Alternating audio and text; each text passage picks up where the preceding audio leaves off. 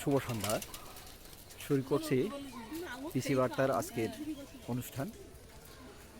আজ আমরা কথা বলবো বাংলাদেশ কারিগরি শিক্ষা বোর্ডের অ্যাডভান্স টেকনোলজির চূড়ান্ত বর্ষের দ্বিতীয় পর্বের চূড়ান্ত পরীক্ষা শুরু হয়েছে ইতিমধ্যে। গত 18 তারিখ থেকে পরীক্ষা শুরু হয়ে আজকে ছিল দ্বিতীয় দিন।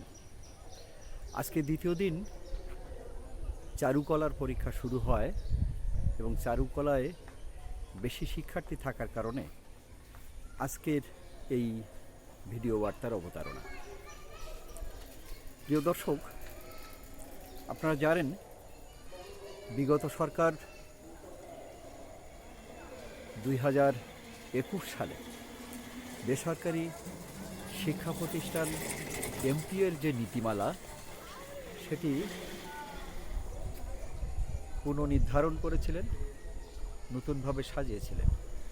এই এমপিও নীতিমালায় মাধ্যমিক স্তরের শিক্ষকতার যে পেশায় ঢুকবার জন্যে ন্যূনতম শিক্ষাগত যোগ্যতা টেকনোলজির জন্য স্নাতকের সাথে কারিগরি বোর্ডের 1 বছরের কম্পিউটার টেকনোলজির উপরে অ্যাডভান্স সার্টিফিকেট কোর্স করা থাকলে সে আবেদন করতে পারত।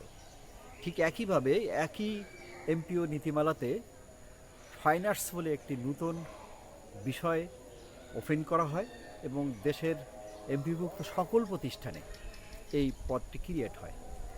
তো যেহেতু এমপিভুক্ত সারা দেশে প্রতিষ্ঠানের সংখ্যা প্রায় 28,000-এর কাছাকাছি, সে কারণে 28,000 প্রতিষ্ঠানে এই পদ সৃষ্টি হওয়ার কারণে এই কোর্সটি করবার এক ধরনের তাড়না ছিল এবং সর্বশেষ 2024 সালে এই কোর্সটি সর্বোচ্চ সংখ্যক শিক্ষার্থী ভর্তি হয়।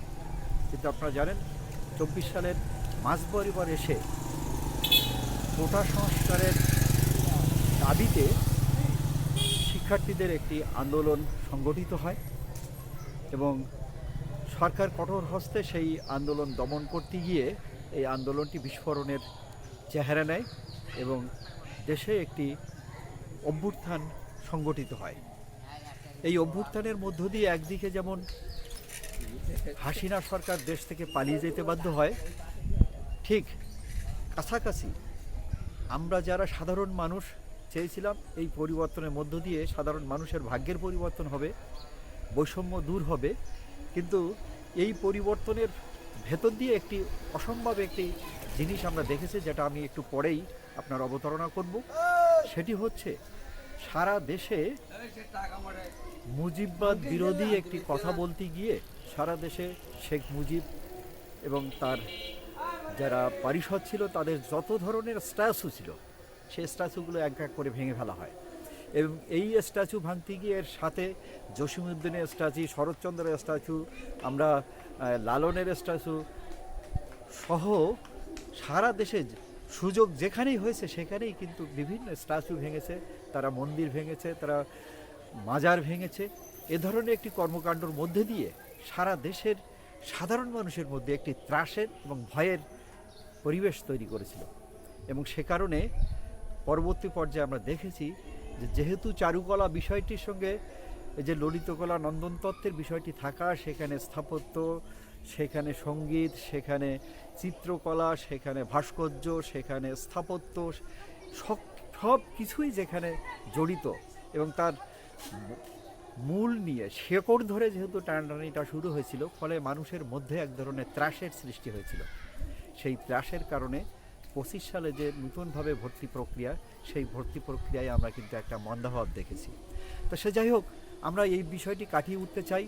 যেহেতু সারা দেশে প্রায় সকল প্রতিষ্ঠানেই এই পদটি শূন্য রয়ে গেছে, একবার পরীক্ষা হয়ে গেলেও, সেই চারুকলায় পরীক্ষা হলেও অথবা এই অ্যাডভান্স সার্টিফিকেট কোর্স দিয়ে কম্পিউটার টেকনোলজির পরীক্ষা হলেও, নিয়োগের পরীক্ষা হলেও এখনও পর্যন্ত এনটিআরসি কিন্তু নিয়োগ দিতে পারেনি। ফলে এই মন্দাভাব, মানুষের মধ্যে ভয়, এক ধরনের উৎকণ্ঠা এবং তা থেকে অনিশ্চয়তা, অনির্ভরতা, একেই কিন্তু এই অ্যাডভান্স সার্টিফিকেট কোর্স বাংলাদেশ কারিগরি শিক্ষা বোর্ডের এই কোর্সটি একটি হুমকির সম্মুখীন পড়েছে। এখন আমি বলি যে 18 তারিখে যে পরীক্ষাটি শুরু হয়েছে এবং আজকে চারুকলার সবথেকে বেশি শিক্ষার্থী সারা দেশে পরীক্ষা দিতে গেল, এখানে কেন্দ্র ছিল সব মিলে 71টি। আপনারা জানেন সারা দেশের যে টিএসসিগুলো এবং কোনো কোনো ক্ষেত্রে পলিটেকনিক এবং সরকারি কোনো না কোনো প্রতিষ্ঠানেই কিন্তু এই কেন্দ্রগুলো নির্ধারিত ছিল। সাতক্ষীরা জেলার জন্য সাতক্ষীরা যে টিএসসি সেখানে পরীক্ষা সংগঠিত হয়েছে। এরকম 71টি কেন্দ্রে 6,297 জন পরীক্ষার্থী অংশগ্রহণ করেছিল এবং এই শিক্ষার্থীরা সারা দেশে সব মিলায়ে 181 প্রতিষ্ঠান থেকে তারা অংশগ্রহণ করেছে। এবং আপনারা যদি আমি টেকনোলজি ওয়াইজ যদি সংখ্যাটা বলি, ফাইন আর্টসে ছিল 4,587 জন, কম্পিউটার টেকনোলজিতে ছিল 1,379 জন এবং ফিজিক্যাল এডুকেশনে সেখানে 331 জন, সব মিলে 6,297 জন।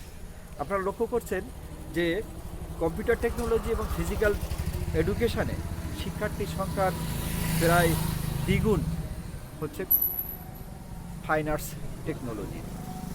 আমরা এই টেকনোলজির শিক্ষার্থী এবং যারা পরীক্ষা দিচ্ছে এবং আগামী দিনে শিক্ষক হওয়ার কথা ভাবছে, তারাই কিন্তু জাতি গঠনে বিশেষ ভূমিকা রাখবে। এই মুহূর্তে কম্পিউটার টেকনোলজি এবং ফাইন আর্টস টেকনোলজি থেকে যারা পাস করবে এবং আগামীতে এনটিআরসির পরীক্ষায় উত্তীর্ণ হওয়ার মধ্য দিয়ে তারা দেশের বিভিন্ন শিক্ষা প্রতিষ্ঠানে চারুকলার শিক্ষক কিংবা কম্পিউটার বা আইসিটি শিক্ষক হিসাবে তারা নিয়োগ পাবেন এবং জাতি গঠনে ভূমিকা রাখবেন, এই প্রত্যাশা রাখি। আমাদের 18 তারিখ থেকে যে অ্যাডভান্স সার্টিফিকেট কোর্সের যে পাবলিক পরীক্ষাটি শুরু হয়েছে, এটা 22 তারিখ পর্যন্ত তৃতীয় পরীক্ষা হবে এবং 23 এবং 24 তারিখে ব্যবহারিক পরীক্ষার মধ্য দিয়ে এই এক সপ্তাহব্যাপী এই পরীক্ষাটির চূড়ান্ত পরীক্ষাটির সমাপ্তি ঘটবে এবং 2 মাসের যে ইন্ডাস্ট্রিয়াল অ্যাটাচমেন্ট সেইগুলার মাপ সংযোজিত হয়ে একটি পূর্ণাঙ্গ ফলাফল ঘোষণা করবেন। পোস্ট গ্রাজুয়েট লেভেলের এই কোর্সটি আগামী দিনে শিক্ষার সঙ্গে বিশেষ ভূমিকা রাখবে। সাতক্ষীরাতে এই প্রশিক্ষণটি কোথায় কোথায় অ্যাভেলেবেল আছে আপনারা জানেন। সকাল কম্পিউটার প্রশিক্ষণ কেন্দ্র সাতক্ষীরা জেলার প্রথম কারিগরি বোর্ড অনুমোদিত বিশেষায়িত প্রশিক্ষণ প্রতিষ্ঠান। এই প্রতিষ্ঠানটি 2017 সালেই বাংলাদেশ কারিগরি শিক্ষা বোর্ড যখন অ্যাডভান্স সার্টিফিকেট কোর্স শুরু করে তখন থেকেই এই কোর্স ফাইন আর্টস এবং কম্পিউটার টেকনোলজি পরিচালনা করে আসছে। এর বাইরেও সাতক্ষীরায় আরও 5টা প্রতিষ্ঠানে এই অ্যাডভান্স সার্টিফিকেট কোর্স, 4টা প্রতিষ্ঠানে, সব মিলে 5টা প্রতিষ্ঠানে সাতক্ষীরায় এই প্রশিক্ষণটা হয়। এর মধ্যে বিশেষভাবে উল্লেখযোগ্য হচ্ছে সুন্দরবন কম্পিউটার টেকনোলজি এবং ক্রিয়েটিভ। এদের মাধ্যমেও বেশ একটি উল্লেখযোগ্য সংখ্যক শিক্ষার্থীরা কিন্তু এই প্রশিক্ষণটা নিতে সক্ষম হয়।